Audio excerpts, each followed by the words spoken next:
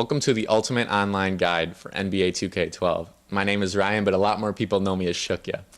A little background on this video: I got matched up with this guy. He has a Hall of Fame My2K rank and a fairly good record, as you can see here in a second. So I knew he was going to be decent at least, but I think he realized pretty quickly he wasn't going to win, even though he was abusing LeBron on the post-up glitch, because he ended up quitting well before halftime. That's why I'm including all of these pregame setup screens. I had a lot of time to fill up with the video, so I thought I'd make an extremely good tutorial for you guys today. There might be some harsh cuts / edits throughout the video, and that's because in the beginning he started being an asshole and pausing the game to show replays of himself scoring over and over to try to get in my head or something. People do that a lot online, especially the nerd ragers that quit. Maybe he started doing that because I wouldn't join his party. I think there might have been a little glimpse of that invite near the beginning. But anyway, as we get into the coach profiles here, my objective for this video is to teach you how to choose the location of your sliders and how to play defense in a 1-3-1 zone, and also when to use different defenses. I've gotten my pregame settings run down to a science. I can fix everything the way I want it in about 35 seconds, so don't worry about wasting too much time at the beginning of the game with this. Okay, to start off, we're going to talk about the coach profiles, then we'll move on to the coach settings, and finally on to the defensive settings. Those are the three most important things to make sure are correctly arranged for your style of play, and then maybe we'll get into the camera and controller settings, but for now let's tackle the profiles. Up first is the offensive tempo setting.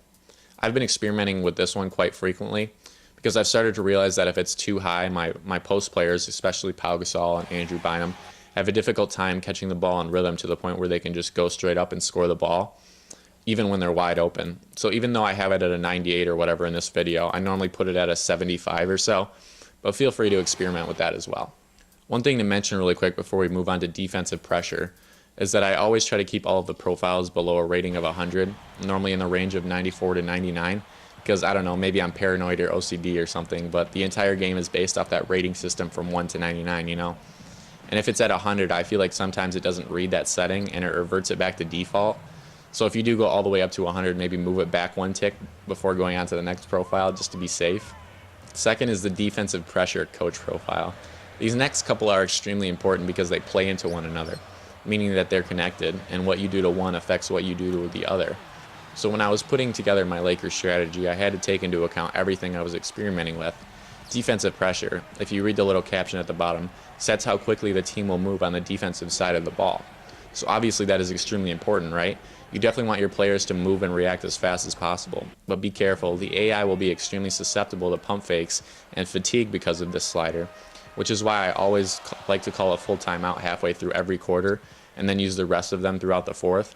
It's also why I don't run the fast break and why I jog the ball up with Kobe instead of sprinting. It affects his shot a great deal, fatigue does. So just like with him, you should be careful with all of your players. Third is the help defense coach profile. Now remember when I said some of the profiles were connected and that they affected each other when they're played with? Well, as you can imagine, if you have a high help defense profile, your players will tend to sag off their matchups in an attempt to stop dribble drive penetration and post play. I leave my help defense at a 0 or normally at a 1 to a 5 because this tells the AI not to worry about anyone besides their own matchup.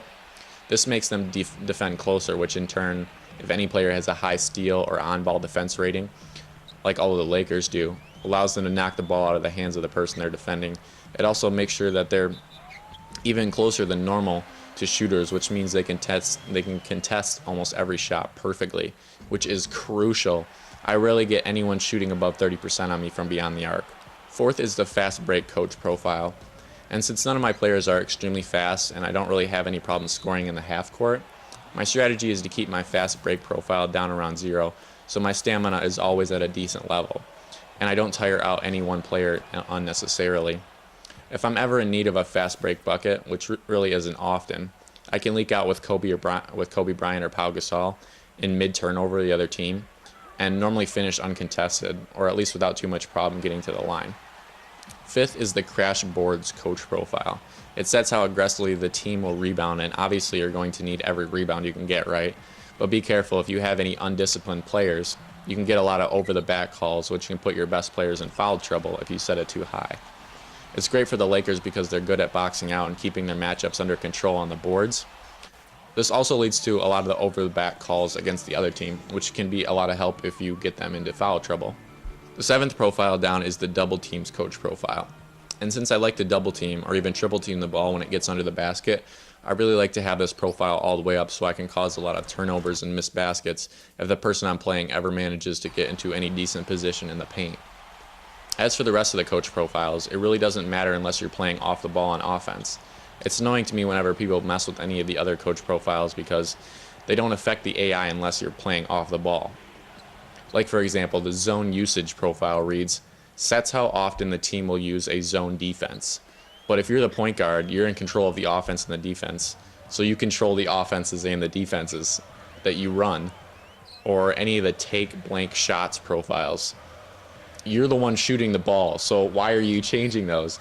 It doesn't make any sense to me, so I get extremely frustrated with kids who mess with that stuff. Just read the description of each profile and you'll know whether you should change it or not. Now on to the coach settings. This is pretty short and simple.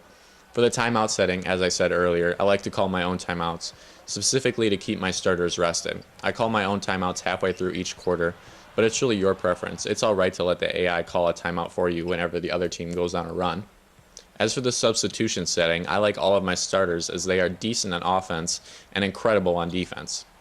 Nobody on my bench really adds anything to my game, so I keep the substitutions to manual to keep my starters in for the duration of the game. The only other thing that I change in the coach settings is the late game fouling setting. If it's a one possession game and it's under a minute or 30 seconds or whatever, the AI will automatically foul the other team regardless of whether or not you have the ability to get a stop and go down and tie the game. So I just set it at the beginning of the game to manual so I don't have to worry about it later on. The best person to decide when to foul is the person playing. Don't let the computer screw it up for you. I've had that happen a couple times. Okay, now let's talk about the defensive settings. You might have to go back and rewatch the beginning to follow along if you want to really understand everything that has to do with this aspect of my strategy. But for now, let's just cover the basics. For teams like the Thunder and the Heat, I always set up my preferred matchups if the person I'm playing is a good shooter or spreads the floor and forces me to play man-on-man. But most of the time, I'm all right to just play zone and leave those alone. On to more important stuff. The fourth column is titled Double Team. I put those all on auto because in the 1-3-1 I play, whenever the ball is down low or there are two players near the ball, I like the AI to choose or force my defenders to double the ball. The fifth column reads On Ball and is the setting for how you want each of your defenders to play on the ball. Obviously you want them to play tight, especially for shooters, but you can play around with bad shooters and put it on sag off like for Rajon Rondo or other post players, for example. But just to be safe, I do that for everybody. The sixth column reads Off Ball and designates how your defender will treat guarding his matchup off the ball. So if you aren't worried about the other team driving, or if you play in a zone like I do, obviously you want off the ball to be set to deny. That way, if you trap the offense or force them to throw a pass across the court, then you really have a good chance of deflecting or stealing it. The final two columns read Screen and Hedge. And since my strategy consists of my defense in a zone for most of the game, I make sure that my players play screens by switching defenders. So it would make sense to make hedge set to no hedge. And just a quick tip to save you a lot of time. The double team, on ball, off ball, and screen columns all are set up in a way that let you choose the best option for them by simply pressing the Y button once. And then you can just go straight down the column. And the hedge column is just the opposite. Just press the A button once. Because as you may remember, I made quick work of those settings. I just flew up and down each column. So it looks like we're going to have to wrap up the video right here. I'll talk about some other settings and how to run your defense in the next video. I spent a lot of time putting this video together with all of my strategies for you guys.